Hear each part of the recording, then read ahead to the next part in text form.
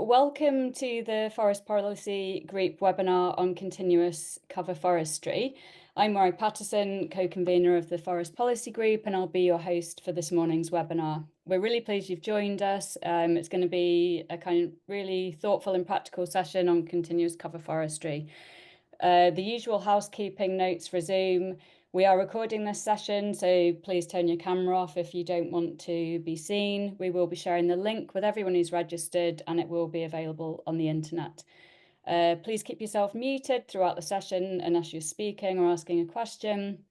The chat's open, so you can use it throughout the session to share any reflections you've got, questions, links, resources.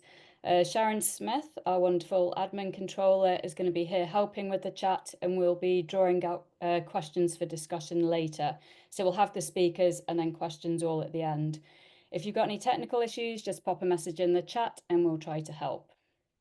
So a few words about the Forest Policy Group, just for any of you who don't know us. We're an independent group of foresters, researchers, land managers and others working in Scotland.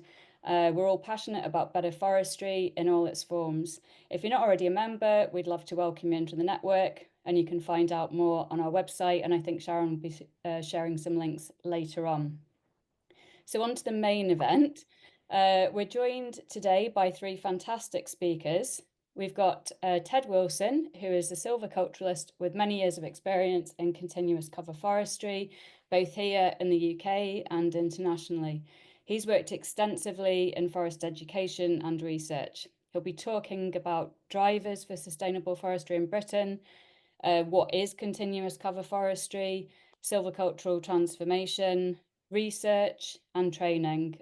So lots of interesting material there. Then we've got Dirk Sporleder, who is a forester trained in Germany with long-standing experience in applying continuous cover forestry approaches in a Scottish context. He's involved in managing Dronley community woodland and is a long-standing advocate for continuous cover forest management. After Dirk, we'll hear from David Shepherd. David, along with his partner Annie, are the owner-managers of Craggochwood in the Highland region, which they've been looking after for 30 years. So we'll hear from each of them in turn. There's a little timetable coming up here, I think, and that will be followed by the discussion time and Q&A. So do stay with us and please join that conversation at the end, bringing your own questions and reflections. Thanks again for being here, and with that, let's get started. We'll hand over to Ted to start sharing his presentation. Thank you, Ted. Thank you very much, Morag. Thank you, Sharon. Thank you to the Forest Policy Group for putting this session together. It's very exciting to see so many people joining, and I'm just hoping my technology now works. So if you could just confirm that my slides have appeared on the screen. Yep, Yes, they have. see them. Okay, so let's get going. Okay, thank you, everybody. My job here today is, I guess, is to set the scene about the background, some of the directions, what is CCF, and some of the things that are ongoing in the world of continuous cover forestry at the present time, and also outlining some of the challenges ahead. So I want to just make a very emphatic statement at the beginning of this. Continuous cover forestry delivers resilient forests for industry, nature, and people. We know that from elsewhere in Europe, elsewhere in the world. We know it from the woodlands that are already in transformation and managed under continuous cover forestry in this part of the world.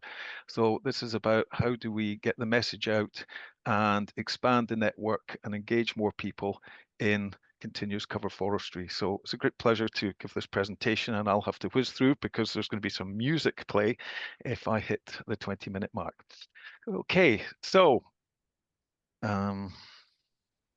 just a quick outline of where we're going. Yeah, so I want to just start with some drivers for sustainable forestry in the UK. It's well known to everybody, but I've summarised that down to what I think are relevant points. What is continuous cover forestry, which I hope most people are familiar with, but just some definitions. The concept of transformation, I think it might be true to say that in the UK, we have very few, if any, woodlands fully transformed to continuous cover forestry. There are one or two exemplars and advanced examples, but pretty much what we're talking about is the process towards continuous cover forestry, and that involves silvicultural transformation. And then some of the research that I'm involved with, some of the training that myself and others are involved with, which of course links the research with the practice, and then finally a few take-home messages. And as with everything in the world of forestry, we have to embrace the concept of change. So Proust says it here, all our resolves and decisions are made in a mood or frame of mind which is certain to change. So policy drivers, just very, very quickly, a big part of what the Forest Policy Group is all about, and there's a fantastic evidence base now for sustainable and resilient forestry going forward. I've shown some of the key documents there that I think are highly relevant, but just think of 3 points. We need to increase the ecological resilience of our forest resources. That is an imperative, a national, a regional, national, international imperative, and so that overrides almost everything. We need to promote multifunctional forest management because in a country like the UK, we have a very compact island with many different competing values. And so the mantra that we operate under is that we want to deliver as many functions and ecosystem services as possible through the delivery of forest management. But we must remember the vital and important element of maintaining timber production. And another key word that's going to come through in this presentation, the quality of the management that we're delivering. Because by promoting quality, we actually embrace a wider range of ecosystem services. So how do we do this? We have to increase our species and structural diversity at the stand and landscape scales. There's a lot of evidence for this, but one particular paper I can point you to is Andrew Leslie's recent publication in iForest, which is open access and downloadable. And how I summarize all this, the future of forestry, the policy drivers, we can say they are a function of the way forward is a function of increasing forest area, increasing the species that we work with to reduce risks from health, disease, and climate change. And a key point I want to emphasize in this talk is increase the structural diversity of our forest resources. And that's where continuous cover forestry plays a major role. So let's just look at forest structure in through looking at the National Forest Inventory for Scotland. And I'm using a methodology that was developed by Bill Mason, where he categorized our forest into 4 classes: stand initiation, stem exclusion, understory reinitiation, and gap dynamic phase, using age as the basic method of classification. And here you see the area of Scotland's forest, conifer and broadleaves, in each of these development stages. And the development stages themselves were defined by Oliver and Larson in 1996 in a very important publication, Forest Stand Dynamics. And the interesting statistic from this, which I think is highly relevant to our discussion about resilience, is that 75% of Scotland's forest resource is under 50 years of age and likely to be limited to the stand initiation and extent exclusion forest development stages. So the reason that we have a non-diverse and structurally limited forest is because we're operating within a very narrow range of stand development stages. A relatively small area of our forest is in this more complex stages, advanced stages, which come with age, where you've got reinitiation, understory development, and structural irregularity that you would get with gap dynamics. So just to emphasize that point about forest stand dynamics and development stages, this is a typical example of stand initiation, such as a conifer plantation at Kildare. The stem exclusion stage is where we've got a closed stand. Typically, Sitka spruce plantation would be in the stem exclusion stage. If we allow this forest to develop further through natural gap dynamics or through interventions in silviculture, we can encourage understory reinitiation. And then at the final stage, we get the gap dynamic, where we've got different sizes and age classes of trees and basically a continuum of production in terms of large trees and regeneration taking place simultaneously. That's Oliver and Larson's model for forest stand dynamics. So continuous cover forestry, what does that do? We're trying to emulate that natural dynamic through a managed process. So continuous cover forestry, the classic definition by Bill Mason, is the use of silvicultural systems whereby the forest canopy is maintained at one or more levels without clear felling. Another way of looking at it is Anya Nidevan's definition. It's the management option in which canopy cover is maintained continuously. And crucially, in our modern discussion of forestry, Anya mentions that soil is never exposed. Critical element of resilient forest is what's happening not just above, but below ground. And of course, clear felling is avoided. And Mark York sort of broadens this discussion when he says that CCF is not actually one silvicultural system. I think that's important to remember. It is implemented using various silvicultural systems that don't involve clear felling, but is dictated by the ecology of the forest itself and the requirements of the species within the forest. So it's not one system, it's a group of silvicultural systems that lead to irregular forest structures, and we've avoided clear felling. So their guiding principles are that we manage the forest as an ecosystem. We use natural processes wherever possible. So that's where natural regeneration comes in, the natural dynamic processes of competition and so on within the stand. We work within the site's limitations as much as possible. And we work to diversify stand structure because that gives us the continuity of values that we need for sustainability. And in the European context, they bundle all of that together under the term closer to nature forestry, which is basically synonymous with continuous cover forestry if you're looking at the literature. It can be applied in almost any forest type, mixed, broadleaf, or conifer. And of course, there is now a body of professionals and enthusiasts out there through ProSilva organisation, Continuous Cover Forestry Group, and in Ireland, the ProSilva Ireland Group, who are particularly dynamic. So forest development stages linked with silvicultural systems is another way of explaining what continuous cover forestry is and aims to achieve. Here we have the development stages of a forest: stand initiation, stem exclusion, understory reinitiation, and gap dynamic. And we can think of our traditional management system based on clear felling, which we call rotational forest management, as existing within the spheres of open ground through to stem exclusion. We clear fell generally, and it resets and repeats. And so this is the current dominant system for management in the UK, and so the reference which we use when we're looking at continuous cover forestry. And what does it do that's different? Well, here we talk about, starting with open ground through natural or plantation development, allowing the stand to develop through these stages of stand initiation, stem exclusion. And then we want it to continue on into the gap dynamic phase through a managed process. And that's the process of stand transformation. And this breaks down further. If we start that process early, in other words, during the stem exclusion stage of development, we anticipate this future condition of fully irregular forest within the gap dynamic phase. We call that early transformation. And if we delay that process, or we start it when we start to see the forest naturally changing into the understory reinitiation stage, we call that late transformation. So those are the sort of key definitions to bear in mind.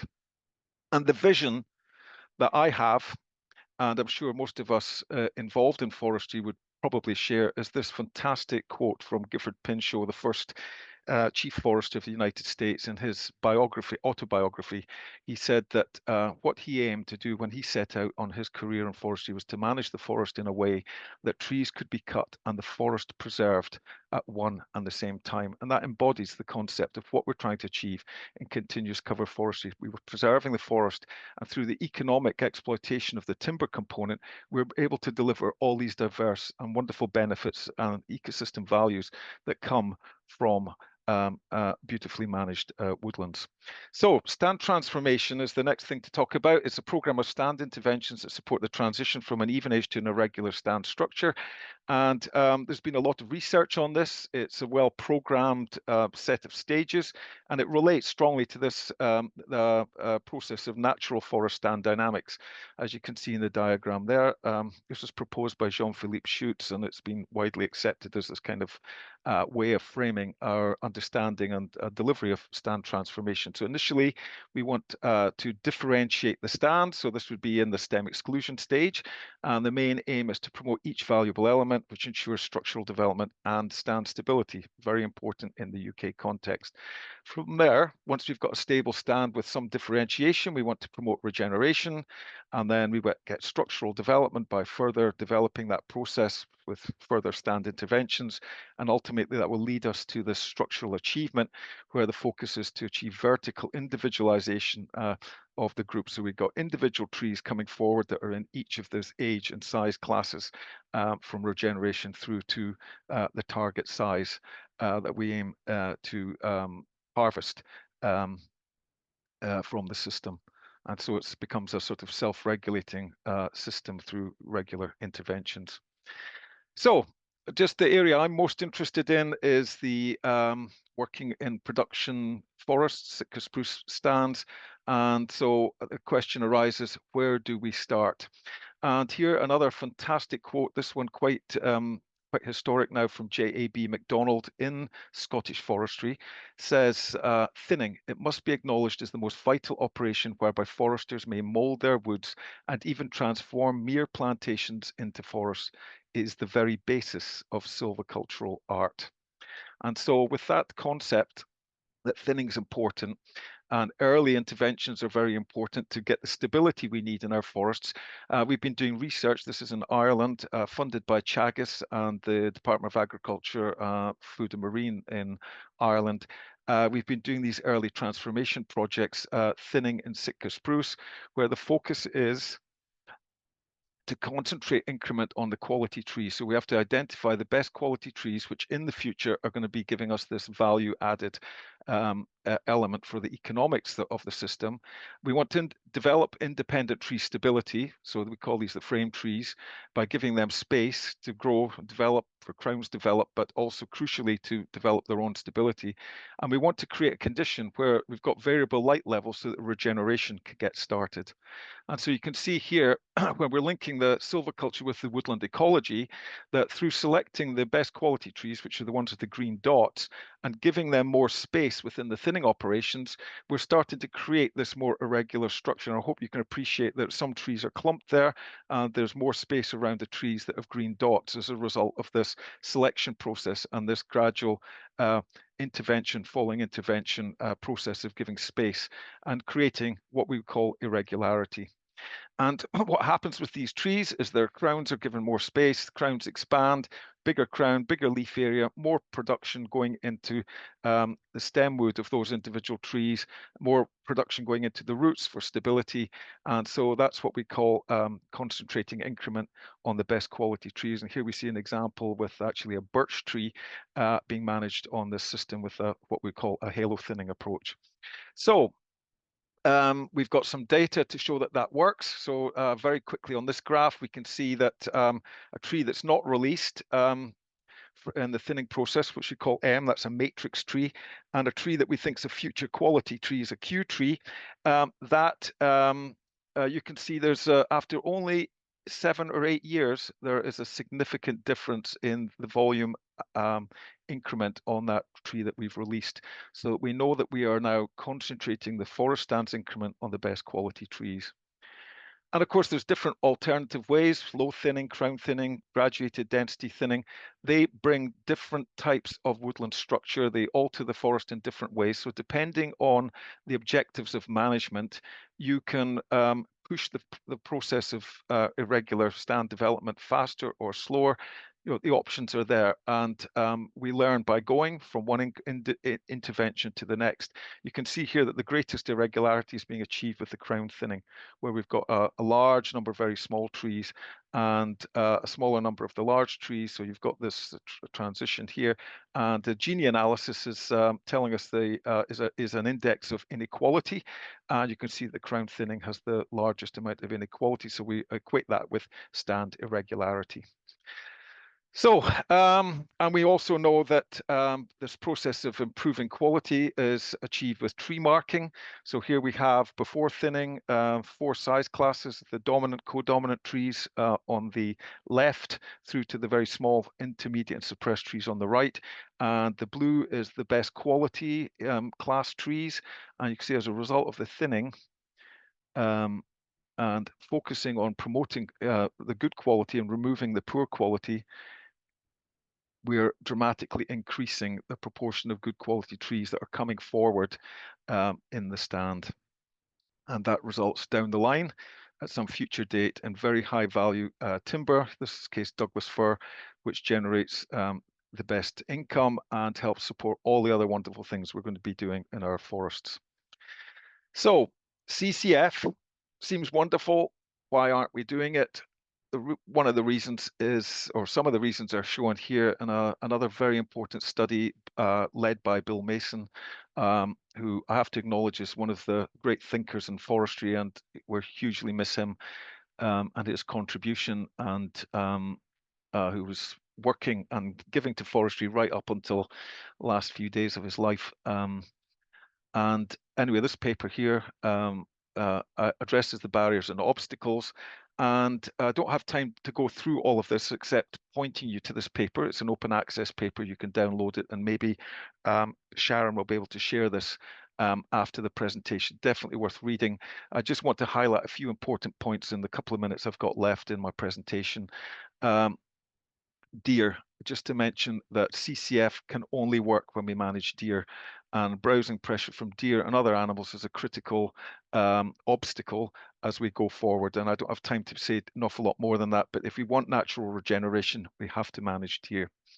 And the other thing I want to emphasize are related to knowledge and skills.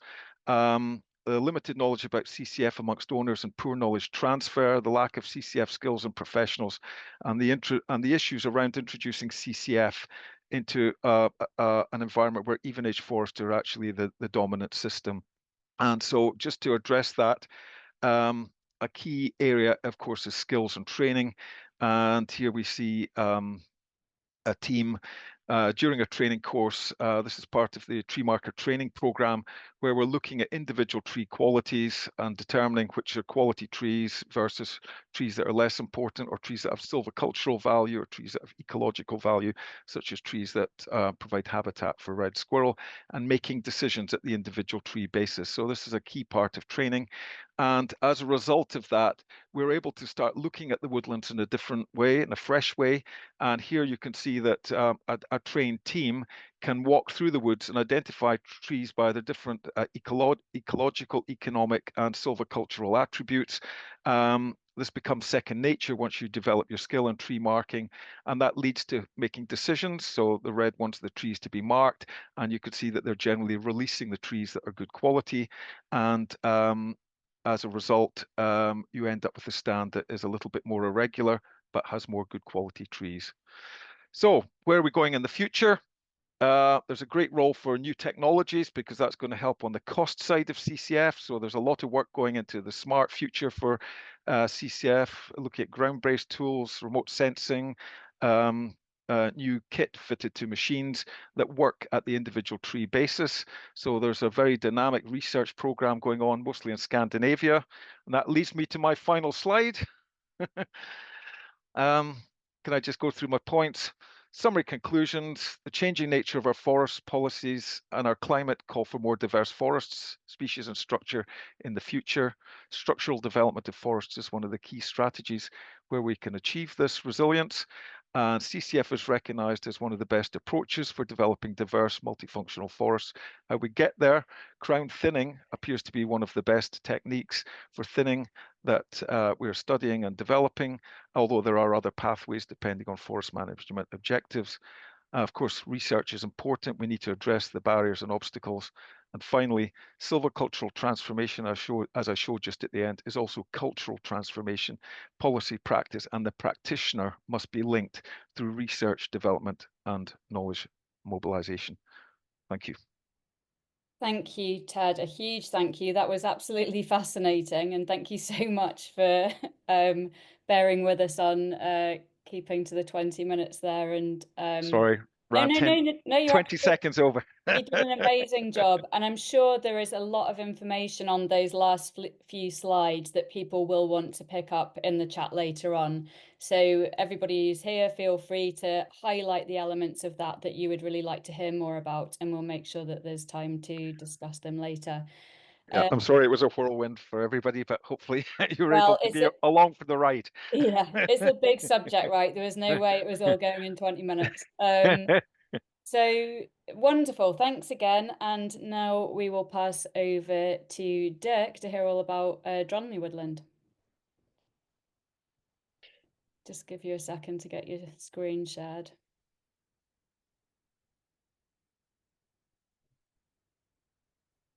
Brilliant. So thank you very much for inviting me, and thanks everyone for joining our webinar about continuous cover forestry.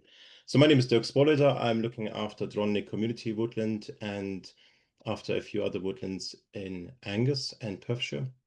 We are also partners with the Angus Climate Hub. So before we go through the presentation, which I named Continuous Cover Forestry and Climate Change, I want you to have a look to the front cover. And you can see beautiful woodland, a lot of natural regeneration, different tree species, Scots pine, beech, and so on. So try to remember that slide because we were going to come back to that at the end. So first and foremost, it's interesting to look at the woodlands and to think, what do we want our woodlands to do? So at the moment, there's a big push for tree planting and so on, climate change, mitigate the effects of climate change. And why? Because, of course, we all know our woodlands store a lot of carbon, and we are often below ground biomass, and of course, in the woodland soil. Very often, it's only resulting in tree planting, but the discussion doesn't move on how these trees and woodlands are actually managed later on. And that's where continuous cover forestry has an absolutely unique role to play. Why? Because it's a continuous woodland, which is always there. So the environmental benefits, ecosystem benefits, which Ted has described, they are always there. Also, the continuous cover forestry systems, the different systems which exist, are ideal for producing incredible high quality timber. The picture on the top right shows you very valuable frame tree, oak frame tree being felled, and the timber of course being utilized for building timber, or cabinet makers would use it, carpenters, veneer, slice veneer, all these kind of products. And of course, by doing so, it's important to remember that 1 cubic meter of building timber will lock up and store about 1 ton of CO2 for several decades. So that's why continuous cover forestry is so essential in trying to avoid or minimize the effects of climate change. Also important that 1 ton of carbon in the finished wooden product is, of course, substituting or avoiding 1.5 ton of fossil fuel carbon, which would be required for producing a non-woodland product or a non-wood product of the same function. And continuous cover forestry is the ideal system for that. So that works already well, but of course, as much as our woodlands are helping us in mitigating the effects of climate change, we also have to realize that our woodlands are also under stress of climate change. So the next picture you see here, most of you will be very familiar with that. Very familiar picture we have seen over the last years. Several storms, Dronley Wood has been affected. There's a picture on the right-hand side of Dronley Wood that was immediately after Storm Marvin. Interesting is that the area you see there is actually by now twice as big because of all the storm damage which has happened afterwards. So the increasing frequency and intensity of the storms is clearly highlighting that this is an effect or a consequence of climate change, but it also highlights something else, because the severity of the damage we have seen is, of course, also clearly influenced by the previous woodland management, which has been carried out in these woodlands. So there's a lot of woodlands which are simply planted on the wrong soil. So developing these woodlands into stable woodlands is going to be a challenge. Also, many woodlands show an incredible lack of thinnings, a very high HD ratio, which is always an indicator for the stand stability. So the lack of thinnings by itself has created very fragile woodlands. Vertical woodland edges, very often these woodlands are planted on former clearfell sites. Soil compaction is a huge problem in these stands, and also the rack spacing. Dronley community woodland, same with other woodlands I'm looking after, have an average rack spacing of 15 meters, which is incredibly dense, not forgetting that every rack, every opening in the stand represents a potential big point. In German forestry, that I come from, in a lot of individual counties, that is set to 40 meters for exactly these reasons.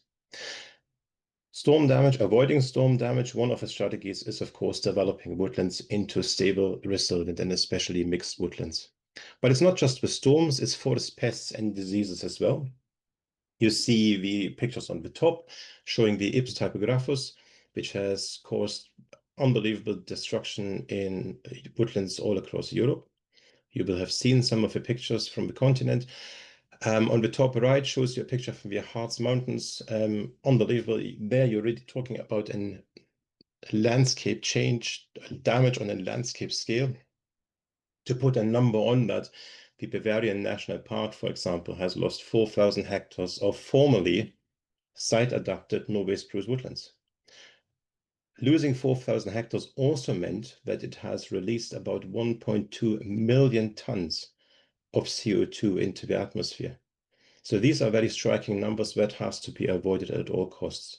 How can we avoid that? Again, only by transforming our existing woodlands into diverse, resilient, and especially mixed woodlands. The last National Forest Inventory in Germany has actually worked out that some woodlands in Germany have completely moved from a carbon sink or carbon store to a source of carbon, because of course all these sites then release carbon in terms of the soil gas exchange. So that is very important. On the bottom pictures, on the bottom row, you see the pine shoot beetle, which we have plenty of at Dronley community woodland, as well as in other woodlands across Angus. This species thrives on very poor forest health, and that applies, of course, to many woodlands, especially after the incredible storm damages we have seen. Again, development towards mixed woodlands, that's essential. But how are we going to do this now? And that is very often where woodland owners, woodland managers, woodland management organizations, also sadly conservation work organizations decide, well, it's just clear fell and replant. Start again, as you can hear this very often. And the clear fell management itself has, of course, absolutely dramatic ecological consequences. That's very important to bear in mind, especially for our national targets in Scotland to become a net zero nation by 2045. The clear fell itself will, of course, release or will dramatically increase the emissions of N2O and CH4. N2O, for example, the increase will be 5 to 10 times as much compared to a reference site with no intervention. Then it's, of course, important to note that the N2O itself is almost 300 times more potent compared to CO2. So in terms of climate change mitigation, clear fell management should be clearly history. For another reason, also clear fell management will automatically limit very much of what you can plant on these sites. A lot of tree species, which are seen very important in terms of mitigating the effects of climate change, don't like to be planted on open sites. So you're automatically limiting yourself to planting, again, tree species which can cope with open sites. Scots pine, Norway spruce, Sitka spruce, birch, of course, and so on. So by and large, clear felling should be clearly the absolute last resort and should not be part of daily woodland management. That's why woodland management has been banned in several European countries, Switzerland, Slovenia, Germany, and so on. So at Dronley community woodland, that was clear from the word go. That's something we're not going to do. So we want to develop our woodlands into diverse and resilient mixed woodlands by silviculture management. The first thing we have to do in this, interesting to look at the clear fell picture again, you see a lot of racks, far too dense as I lined out or pointed out before. So woodland management. So the woodland management, silviculture management, of course, is absolutely closely linked to the forest infrastructure. With no forest, the forest infrastructure is the backbone or the vital element for continuous cover forestry. If you have a look to the picture on the left-hand side, I took the picture in a woodland near Kirriemuir, shows you a rack which is that's technically not usable anymore, has been completely destroyed. What does it lead to in practice? In practice, very often the decision is then to just cut a new rack somewhere nearby, somewhere close by to make sure you can get to the area where you need to be. And that's highly controversial for a couple of reasons. And the reasons are actually explained in this little diagram you can see in the middle. That is research done by Professor Dr. Schäfer from the University of Applied Forest Sciences in Rothenburg. And they have been looking at a rag 5 years after its use. So we looked at the soil, how many fine roots can you find in there? And you can see there's a lot of white areas and yellow areas. White means there's absolutely no fine roots in the soil at all, 5 years after it has been used. So that shows you that the recovery is incredibly slow. In fact, there has been a lot of research done on that. And there's a lot of publications who highlight that in woodland soil, even if you drive on this only once with heavy machinery, will take decades to recover, but most likely never go back to its initial stage. So which means soil compaction is a gigantic problem in woodland management, especially if you think about our short-term rotation management, harvester, forwarder, brush being moved very often, mounding, planting. So this is a gigantic problem and has very likely led to the incredible drastic consequences of the storms we have seen across Scotland. So in terms of Dronley Wood, the first thing we did is we decided, okay, clearfire management, we're not going to do that. Storm damage, of course, being different if it affects a larger area. So we are completely changing from harvester forwarder to chainsaw felling and extraction. So we had to repair a lot of the rugs, which had been put in by the former woodland owner at the 15-meter spacing, as I pointed out before. Some of the racks have been technically absolutely unusable. The ruts up to knee deep. So we actually had to get a digger in to repair all that and also to cut a lot of timber which kept blocking these former racks. Very expensive to do. We had to really, especially since we are a charity, look for funding to do so, which we got from Angus Council. The Levelling Up Fund, funded by the UK government, has been a tremendous help in that. When I say reinstating racks, of course we didn't reinstate every individual rack. What we did is we reinstated every second rack to increase the rack spacing from 15 to 30 meters, and in some cases to 45 meters. Why do we do that? Because we want to increase the stand stability by that. The racks which are now abandoned, some of them, it depends on the soil obviously, we can plant. For example, alder with a very intensive root system and very intensive root energy can break up the soil compaction and can actually start to fill these gaps over the long time. The cost for that at Ronley was between £1 and £2 per meter, but that is only for the digger work itself, didn't include the chainsaw work which had to be done before in places. What do we do with our stands now? That is tagging on to some of the points Ted said earlier. We have basically two scenarios at Ronley Wood. We have Norway spruce and Sitka spruce.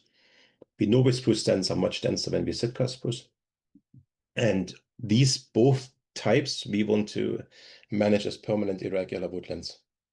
Permanent irregular woodlands, also known as planter woodlands in Europe, you find these very often around the Alps, Switzerland, Germany, Austria, Slovenia, France, and Italy.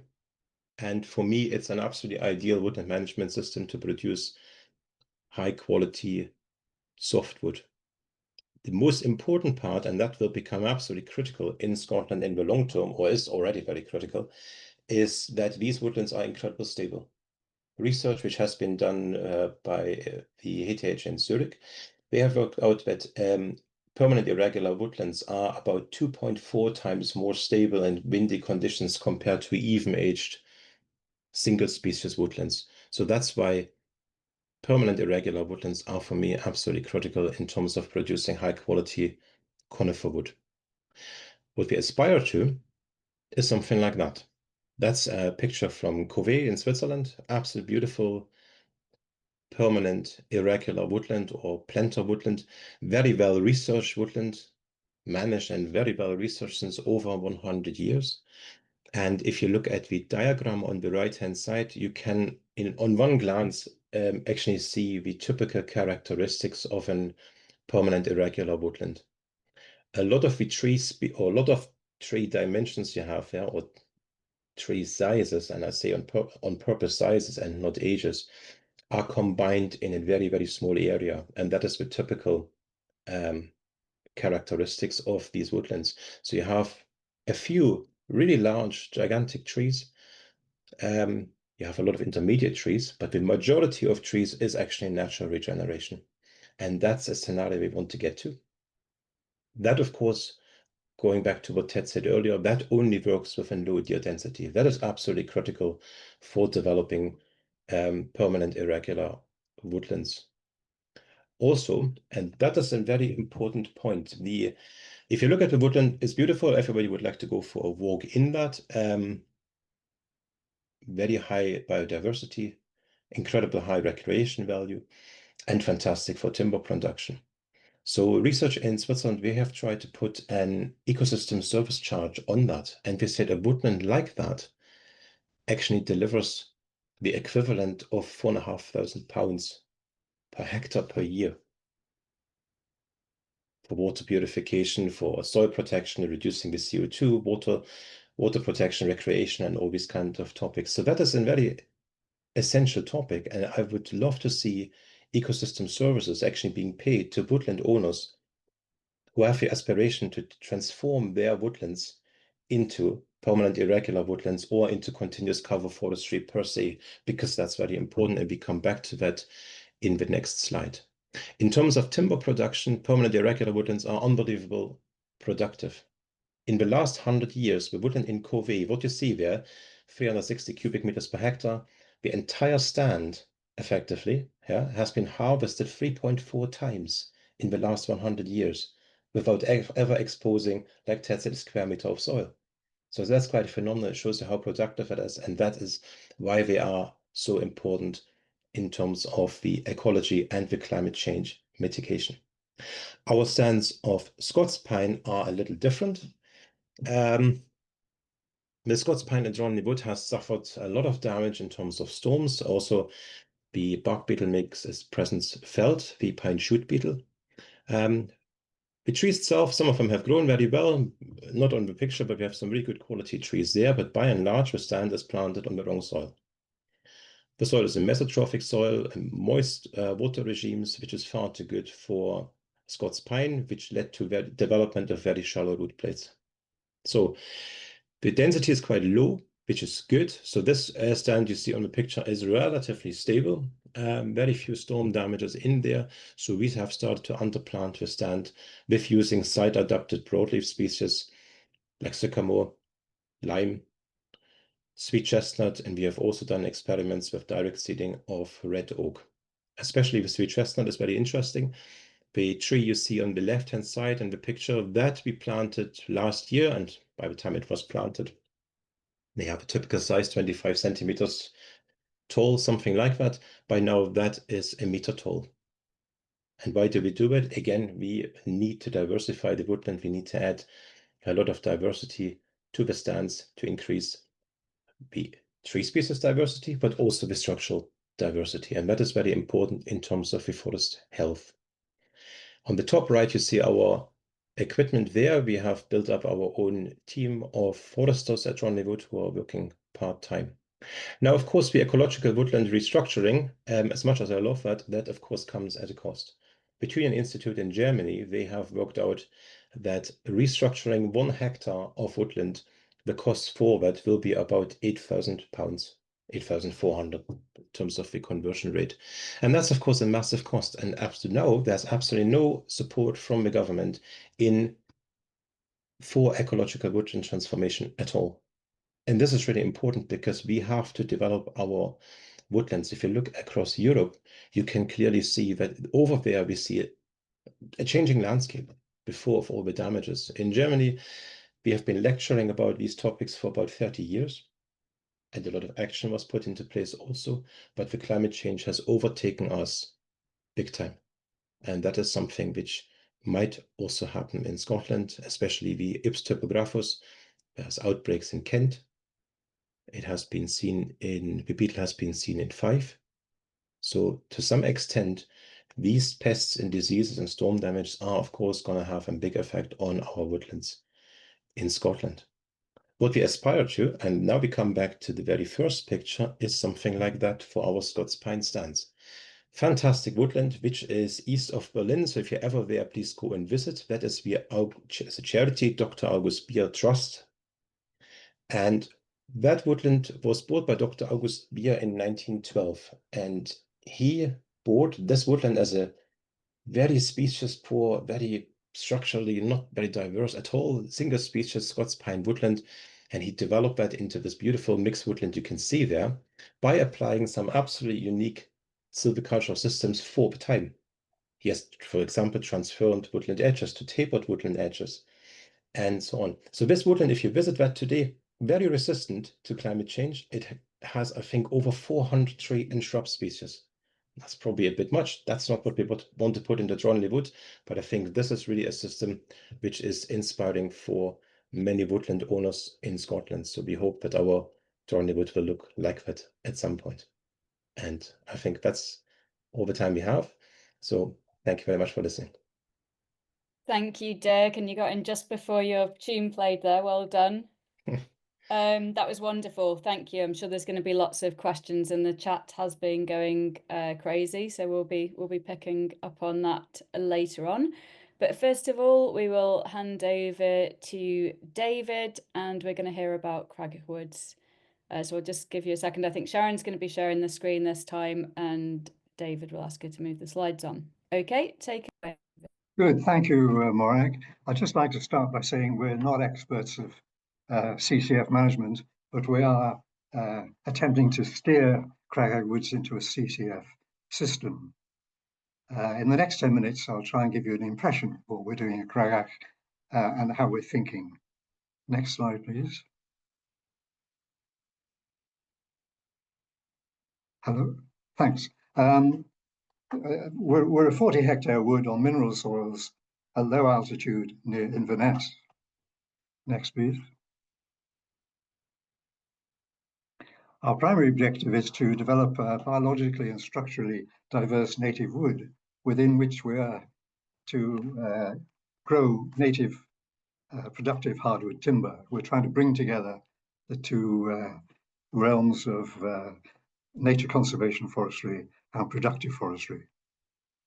Our second objective is to develop a business model whereby the owner-occupiers do all the work from I've got a thing that's on my screen that's distracting me here. Thank you. The owner-occupiers do all the work from deer control to establishment to harvesting, and crucially through to primary processing, producing stuff like this ash board on the right. We plan, we hope that in due course, an owner-occupier will be able to make a full-time living from working the wood. Next slide, please. I'd like to take you through these headings of our approach to silviculture, harvesting, primary processing, and why CCF should be working for us. And that's a picture of Annie standing beside a P95 sessile oak. Next, please. Silviculture. When we took over 30 years ago, we took over a 1950s conifer plantation, and we've been having this clear felled in stages by through standing sales. Restocking, we get very profuse natural regeneration of birch, rowan, alder, willows, and holly. I mean, we're getting in excess of 10,000 trees per hectare. A year after felling, we planted 1,600 trees per hectare. We don't use any form of mechanical ground preparation. We plant 70% productive species: sessile oak, pedunculate oak, sycamore, cherry, aspen, and 20% hazel and 10% other native species. Can I just say that I keep on seeing chat appearing on my screen, and I lose my screen a little bit. I think we're trying to get rid of that. Crucially, in our management is deer control. When we took over the site 30 years ago, there was a very high density of deer and a high density of deer in the surrounding area. and we were taking out something like 15 beasts a year. Fortunately, over the years, the inward migration from roundabout has been declining steadily, and we're now culling about 60 deer a year. It takes about 10 hours per beast, so that might give you some impression of what sort of deer density we have now. But from a practical point of view, we are getting most of our species away, with the exception of oak and wild cherry, and we tend to have to tube those. Next slide, please. Silviculture. We respace it to about 2 meters when the trees are 2 to 3 meters high, and we do a little bit of formative pruning while we're doing that. So in the end of it, we're growing these following species of productive trees: oak, sycamore, cherry, aspen, and these regenerated birch, alder, and holly. And yes, we are attempting to grow holly timber. Next slide, please. This is just to show a couple of free-grown trees. The one on the right is a sycamore. The one on the left is a sessile oak. I put the one on the left in particularly because we hear a great deal of skepticism about the feasibility of growing commercial oak in the Highlands. Well, that's a 30-year-old tree, it's yield class 8, with a diameter of 25 centimeters. And I think there's no doubt that that's a commercial quality. And next slide, please.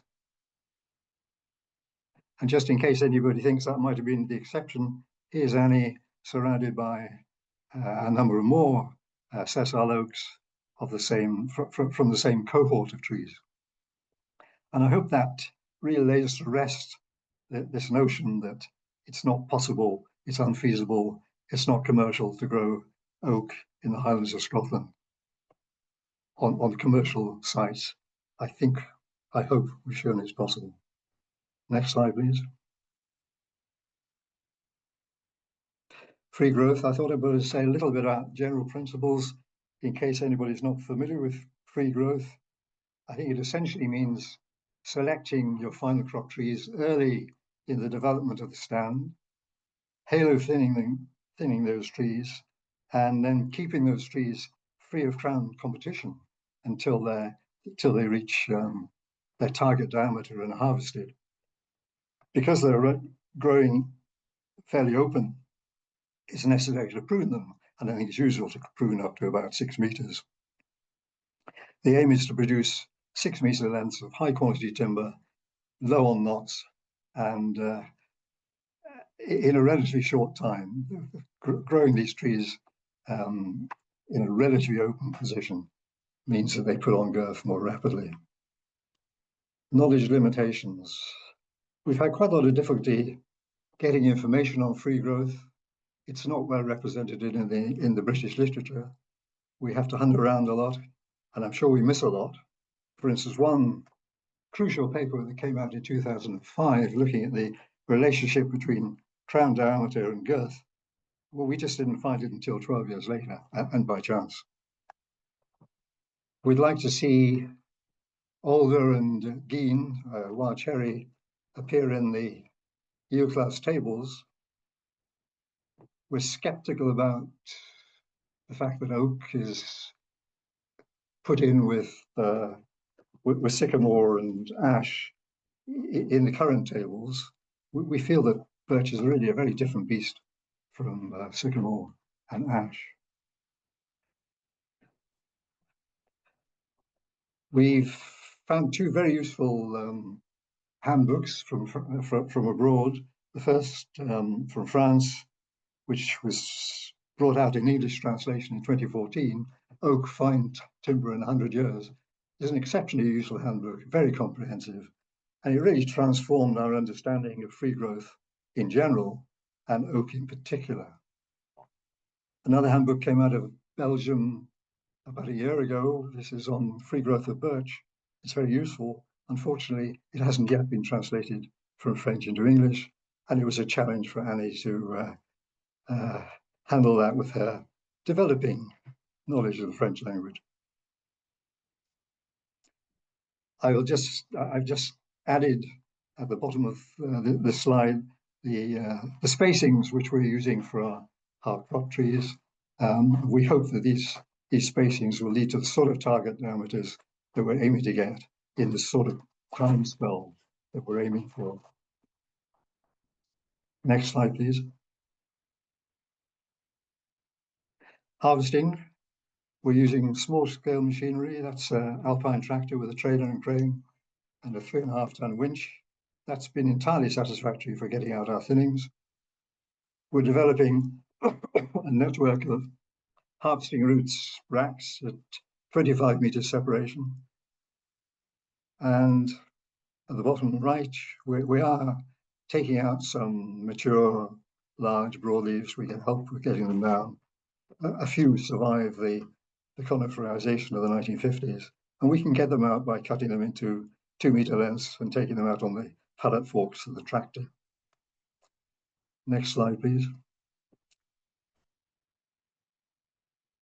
Primary processing. We use a fairly simple bandsaw mill.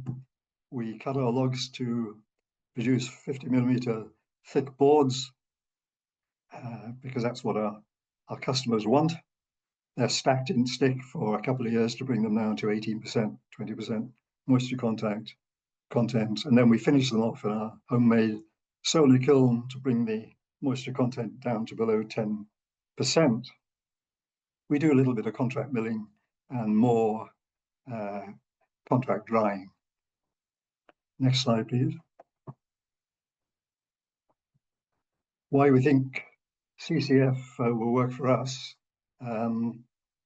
We're growing 7 productive species, which all behave differently. They'll come to target diameter at different times. They're well distributed throughout the wood, and therefore clearly KFL isn't going to work. We're developing a low volume, high value production system, which is clearly beneficial for our business model. And as we hope that someone is going to be making a living out of this wood in a couple of decades' time, or perhaps a little bit more than that, it's clearly necessary that they're going to be able to get an annual cut to yield an annual income, and that is going to be made possible by a CCF system. One thing I missed in my first point was that we think that a CCF system is going to lead to an increase and enhancement of our biological and structural diversity. And we've heard already, and we know that this increasing in complexity increases the stand's ability to deal with the oncoming onslaught or the existing and accelerating onslaught of climate change. So that's really our main presentation. I just added one little thing at the bottom. We've been asking ourselves if we should add some of the southern productive species, such as wild service, walnut, and sweet chestnut, to our suite of productive trees.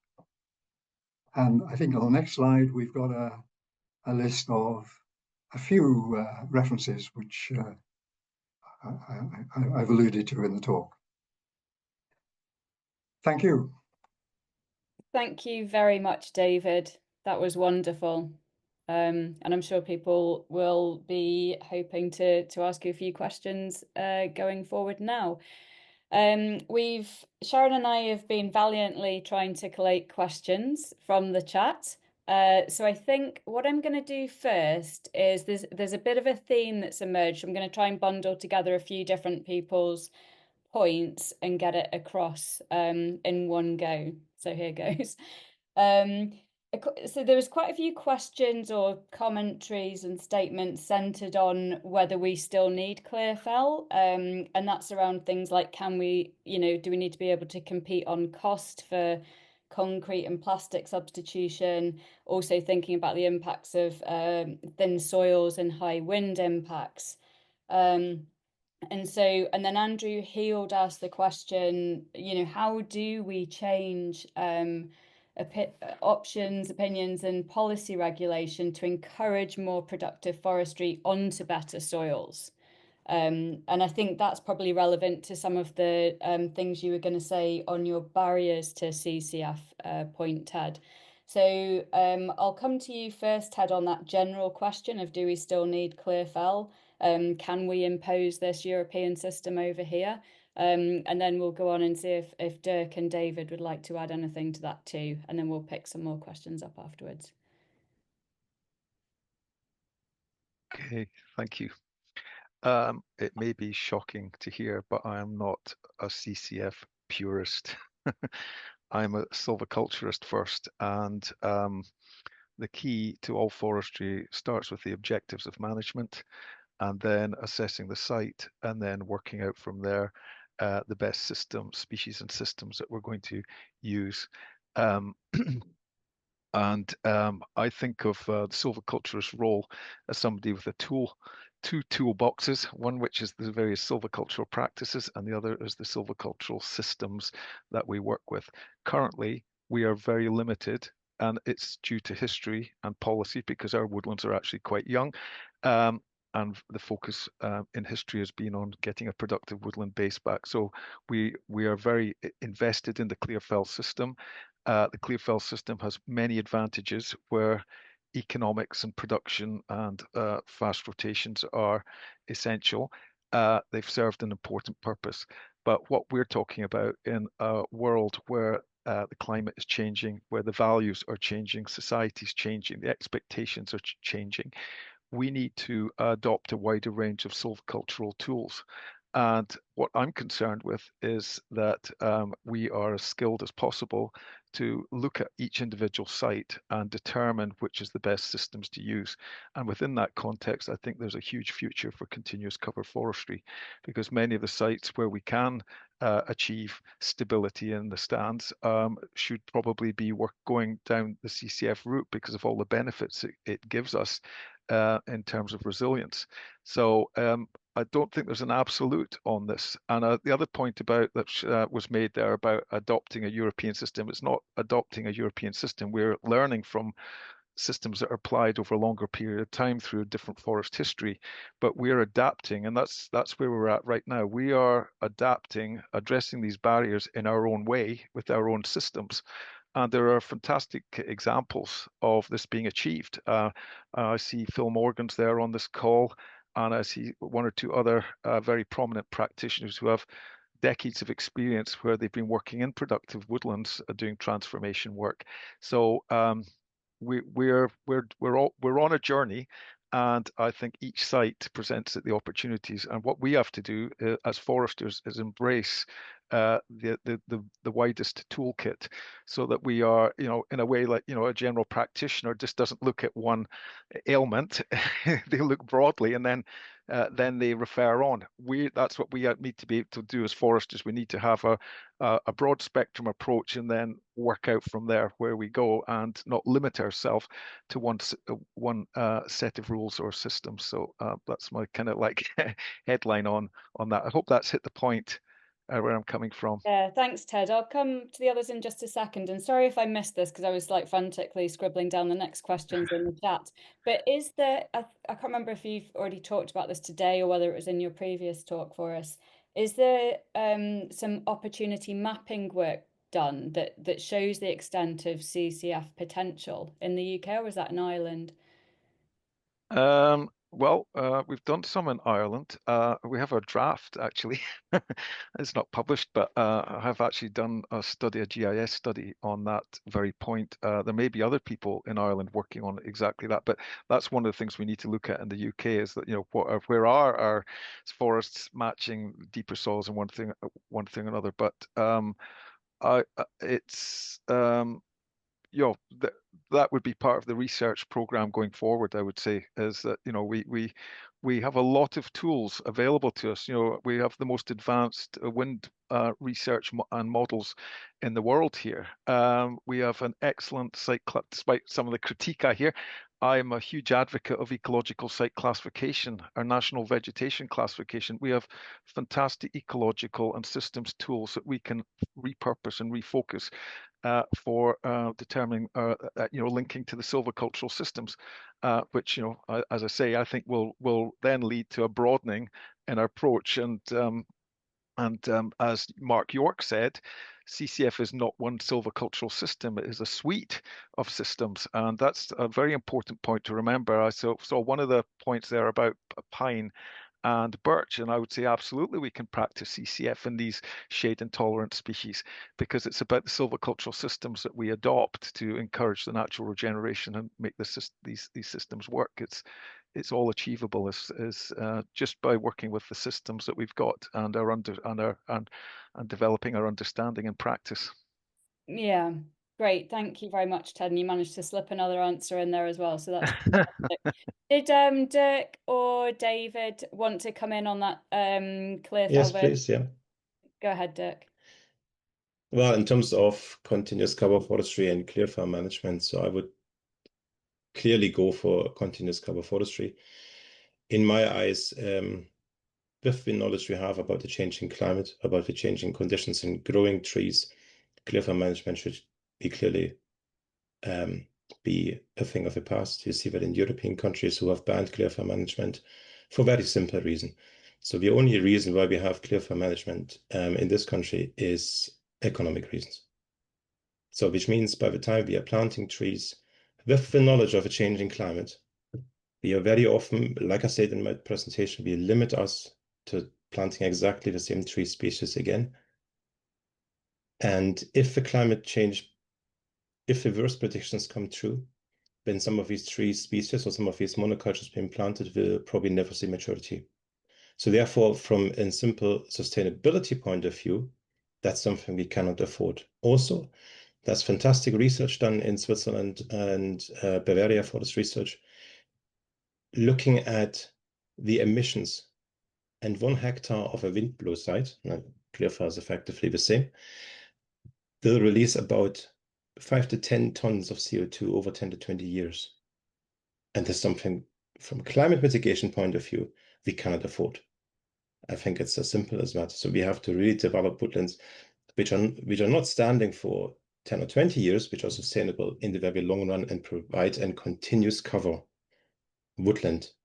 Again, like Ted said, there's lots of different ways of continuous cover forestry, lots of different systems which can be applied to that. But if you travel up and down the country and you visit irregular woodlands, there's a fantastic one in an estate near Kirrimure. That by and large is absolutely fine. Hardly any storm damage, some really big timber standing there. So in terms of productivity, I would argue not in the transition phase, but in the very long run, these permanent irregular woodlands or CCF woodlands are much more productive than a conifer plantation, because you look at the clear fell, cost of planting, and so on. So, and of course, by the time you clear fell a woodland and you replant it, there's not going to be any income for 60 years, only a cost. And that is what we need to see. We don't need to look at the financial model for the next 5 or 10 years. We need to see this over 60 years. And then this becomes suddenly a very different system. What is, of course, clear is that the transformation going from our monocultures, our single species woodlands to CCF, that is very cost intensive. But if you're serious about climate change mitigation, then that's where the investment has to come in. Just a very quick number on this. Research has shown that CCF in Germany has, for example, substituted and avoided 40.5 million tons of CO2 per year. So these are quite striking figures, and that's I think the direction we have to go into.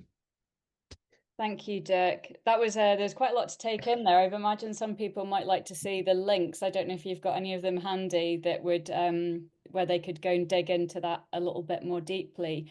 And we do have a question on cost, which I'll ask in a second, but I just wanted to ask David if he wanted to come in just on those last bits that have been discussed. No, thank you. No? Okay. The straight answer. Great.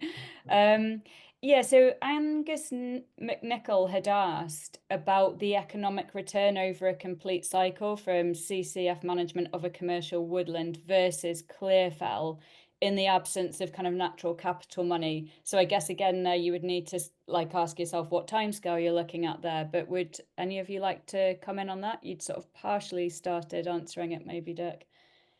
Yeah, partially answering that's true. I don't have any numbers to hand or in my mind at the moment, but if you look at timber being sold or logs being sold, frame trees, what David is producing in his woodland, there's reports in Germany that you find oak trees which are selling per stem for several £1,000s. There used to be a stand in Glen Effric on the left-hand side. I can't remember what the village was called. Anyway, the same thing. Incredible Douglas fir standing there, selling for trees being put on auction actually for £1,000 per individual tree. So I think we have to grow quality as opposed to quantity. And this is, again, I personally think that the climate change wouldn't actually give us any choice in the matter.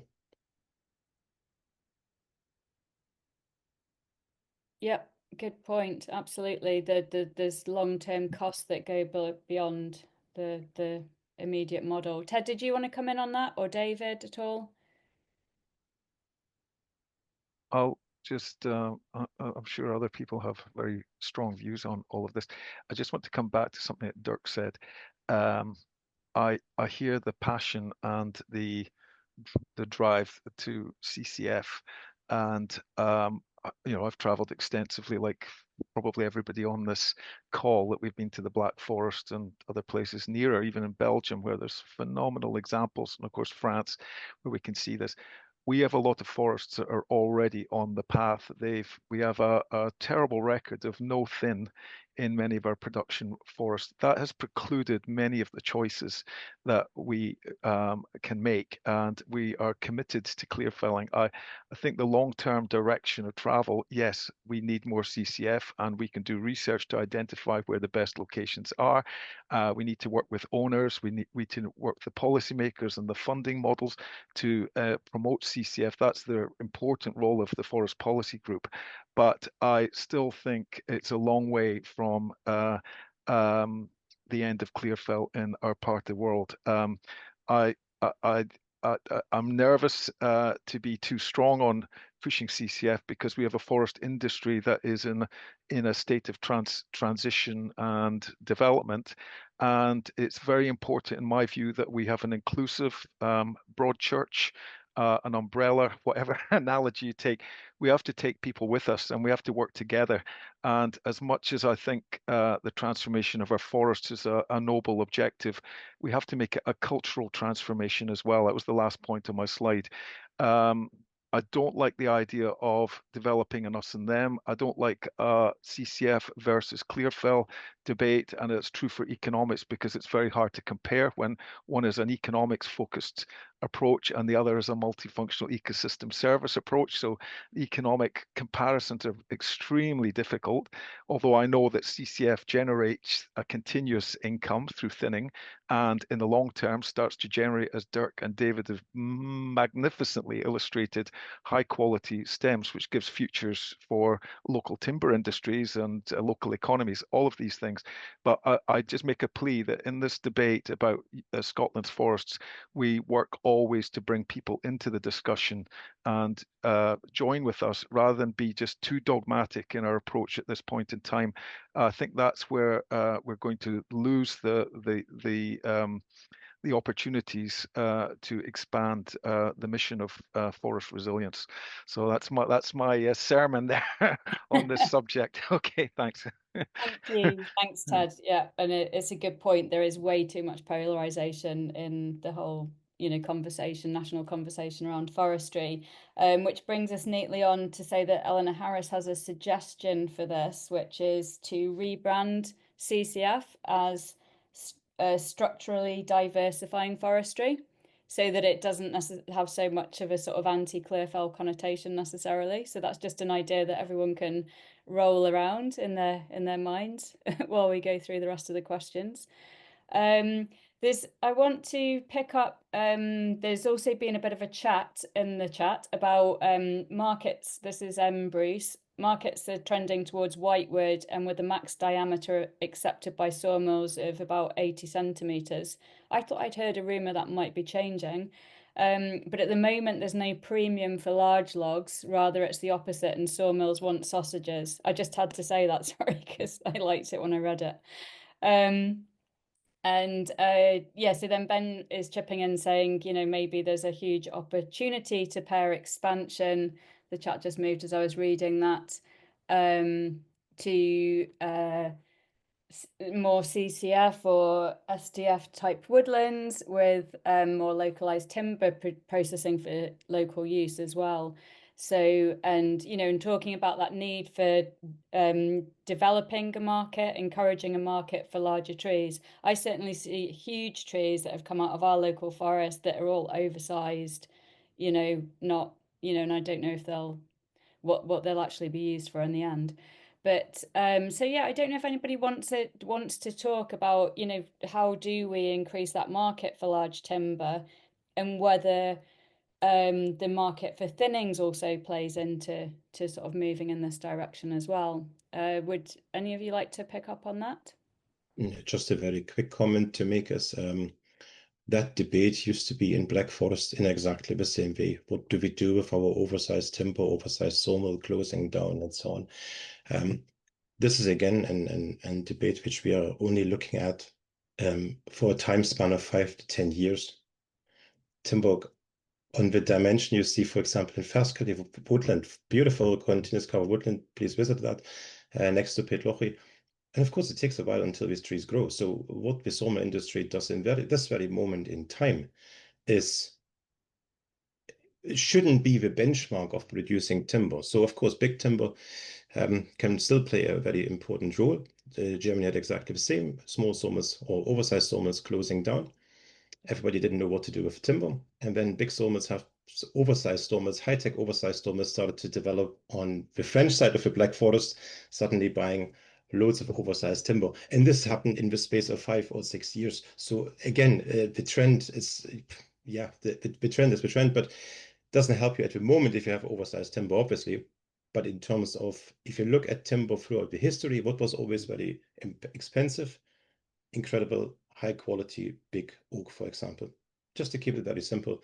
And if you keep producing high quality timber of a big size, I think we will do well. Thanks, Dirk. Would either of, yep, Ted? I think the market is dictating, is seeing the direction already. There are major investments. The UK has a highly developed milling sector. We have some of the most modern sawmills in Europe, thanks to continuous investment and very innovative organizations and businesses, without naming names. But there are some fantastic people in that market. And on my recent mill visits, everybody is talking about bigger timber coming in. Let's drop the term oversize. With larger timber, you have a higher proportion of recovery. So there's less waste. You also have a shift in the timber properties with more a higher proportion of the late mature timber, which meets higher strength grades. So there are many opportunities from working with larger timber that we are not fully embracing or fully understanding. I know that Dan Ridley Ellis at Napier bangs on about this. We need to listen to him more because his information is hugely helpful in supporting this debate. But the bigger picture is the timber supply chain and how that's evolving into the future. We mustn't just be stuck in where we are at the present day. This is an evolving landscape. And as I said right at the beginning, thanks to Bruce, we're in a climate of change, and that's true for the economy. Going into the future, our forest structure is going to develop. We want more irregular forests. Inevitably, we're going to have more larger trees. The industry is going to want to respond to capitalize on that. And we are seeing at the local level, Logie Timber in the Highlands, fantastic young business doing incredible work. taking large material as and when it's available. Highland, what's the other one? Heritage Woodworks near Aberdeen.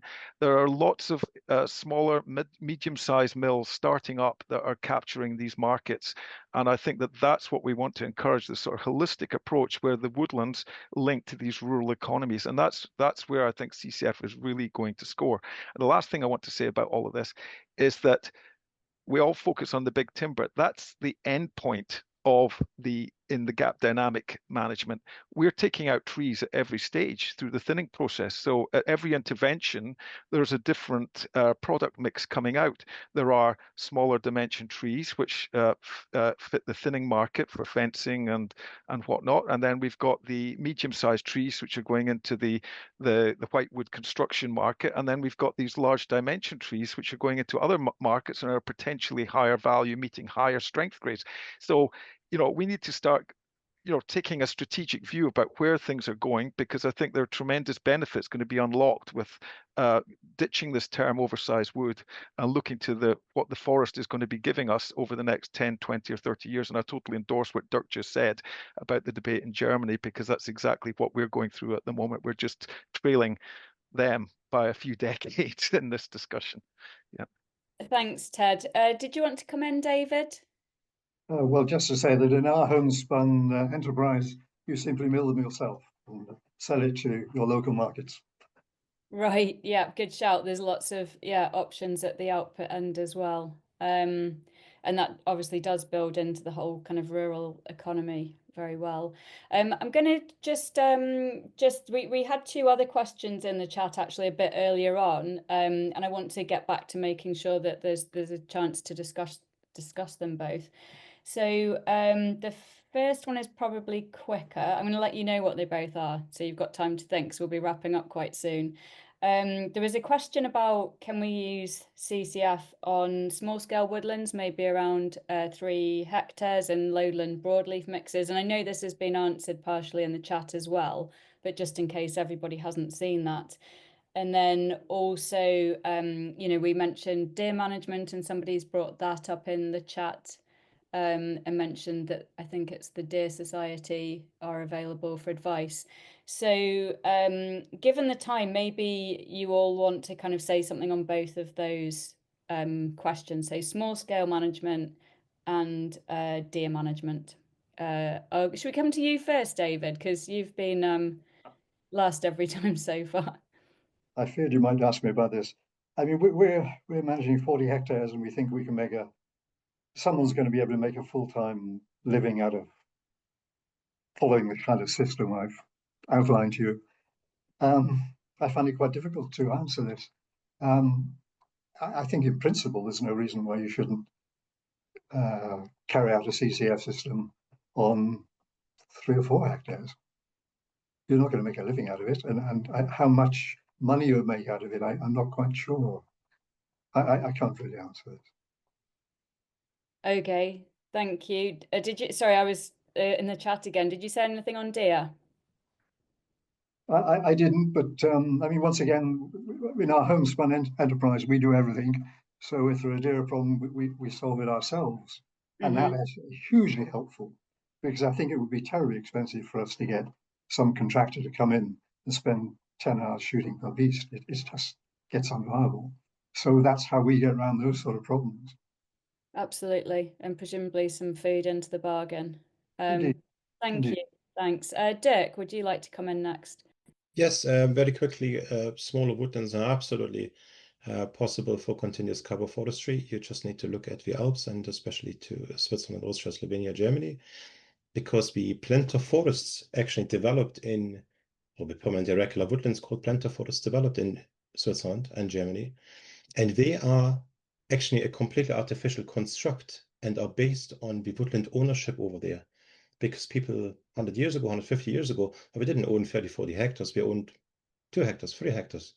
But we had to make sure that their woodland can provide all the different items, going from building timber for making shingles or high quality wood, but also fence posts and such like, from one small woodland area. So this how this woodland management system actually started to generate by willing to produce, or being sustainable and self-sufficient and producing everything themselves. In terms of broadleaves, you find broadleaf permanent irregular woodlands, broadleaf planter forests of beech, for example. And I'm personally a very big fan of corpus of standards woodlands. If you think about a corpus of standards, it allows you to produce incredible valuable oak. And what is it? It's a permanent irregular woodland, which again is very stable and very sufficient and resistant to storms.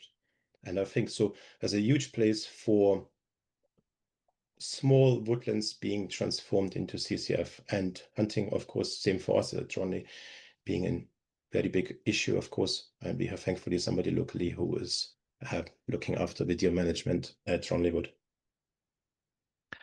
Okay, thanks, I Dirk. just want to add to that.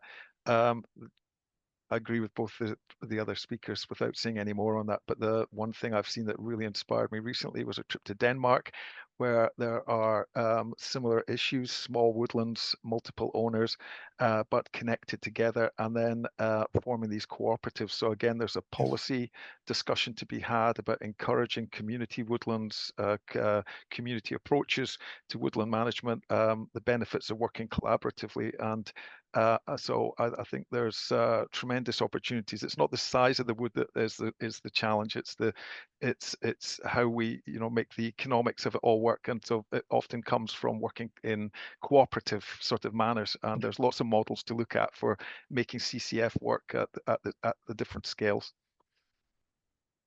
Thank you, Ted. We're just getting a question in about whether it would be possible to have more focus on the key role of harvesting operators and the practical side of harvesting methods in CCF. Can anyone have a look at that question in 2 minutes? And then I will wrap up by asking one of the other questions that's just come up that we won't answer, but we'll say it might be the subject of an upcoming webinar. Okay, so does anybody want to go on harvesting? Yes, can have a look at that, because that's something we are discussing at Tronley Wood at this very moment in time. Again, we're trying to increase our rack spacing to 30 meters. I've seen a fantastic research done on the economy of felling and forwarding and extracting. That was done on the Swabian Jura. I used to live in the Swabian Jura, and they used a rack system of 40 meters. So of course now contractors will of course say, well, you can't reach all the timber from 40 meters, even if it's felling with the forwarder, which is true. So the forwarder basically felled the marked thinning in the reach of the harvester, which means if you can reach in 10 meters from either side, it leaves you a middle block in the middle of 20 meters. So that was then felled by chainsaw operators.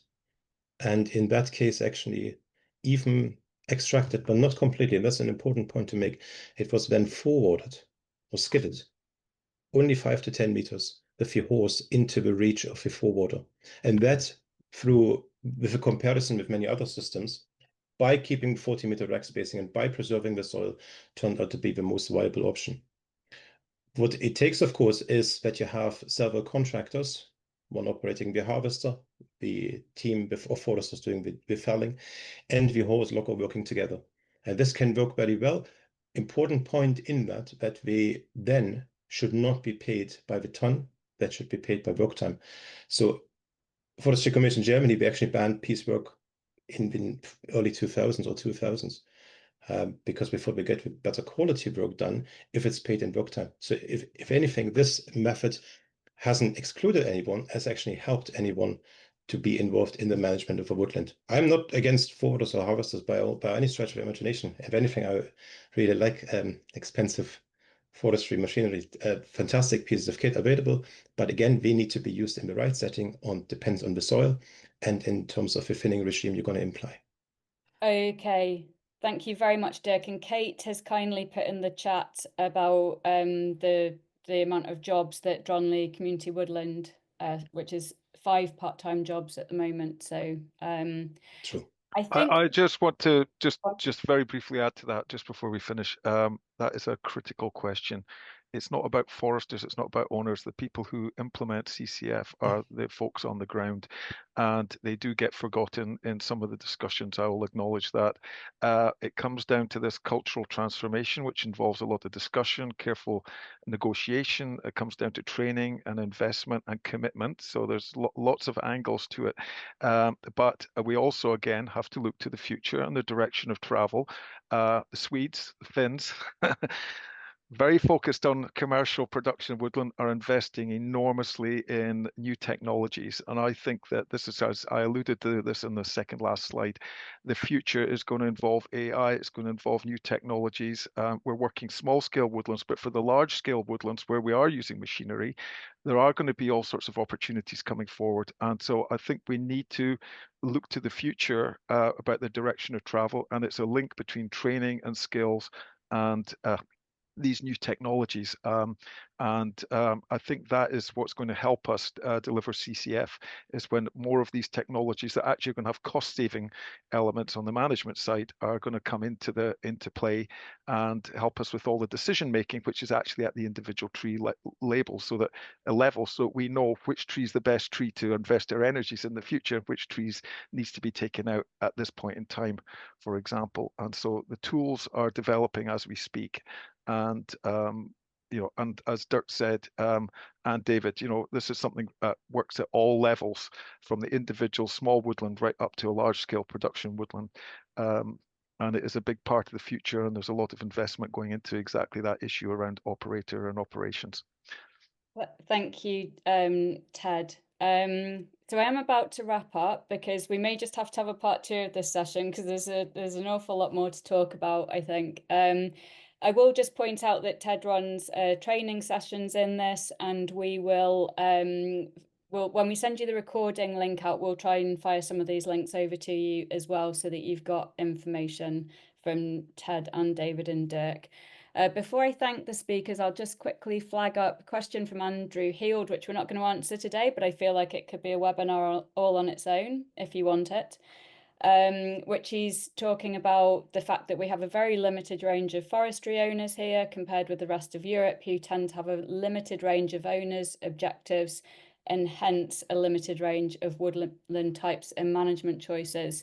So that kind of would bring us into the woodland ownership and land reform question, which we're not going to start tackling right now, but I think we really could have a look at bringing you a webinar on that to have a chance to discuss it. So thank you for that question, Andrew.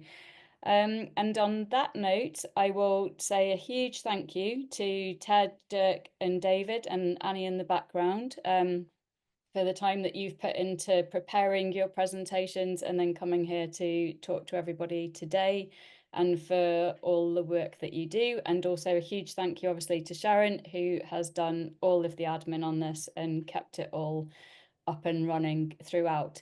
And then a huge thank you to you all for coming. Please do stay in touch. If you've got questions that come up from any of the discussion or the presentations today, please fire them into us and we will do our best to get them answered.